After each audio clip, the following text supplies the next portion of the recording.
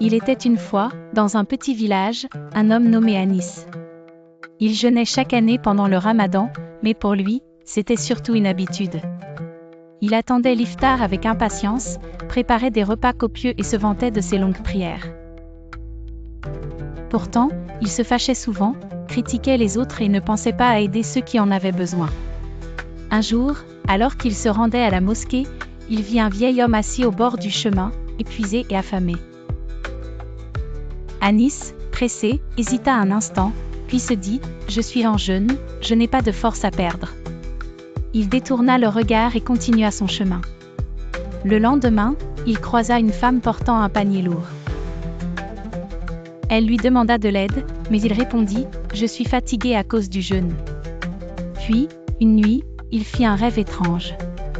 Il se voyait devant une immense balance où ses actes étaient pesés. À sa grande surprise, son jeûne n'avait presque aucun poids. Une voix lui dit alors « Le jeûne ne consiste pas seulement à s'abstenir de manger et de boire. Il s'agit de purifier ton cœur, d'aider les autres et de contrôler ta colère. » Anis se réveilla en sursaut. Ce rêve le bouleversa. Dès ce jour, il décida de vivre pleinement le Ramadan, il aida les pauvres, sourit à ceux qu'il croisait et contrôla sa colère. Il comprit enfin que Ramadan était un mois de transformation intérieure, et non une simple privation physique.